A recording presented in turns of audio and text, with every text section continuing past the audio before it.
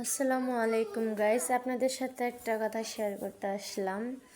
সকাল সকাল উঠতে পারি না, তাই তো 10টা বাজে এখন উঠছি। ওইটা মুখটা ধুবো, ভাবলাম আপনাদের সাথে আমার মুখ ধোয়াটাও আজকে শেয়ার করি।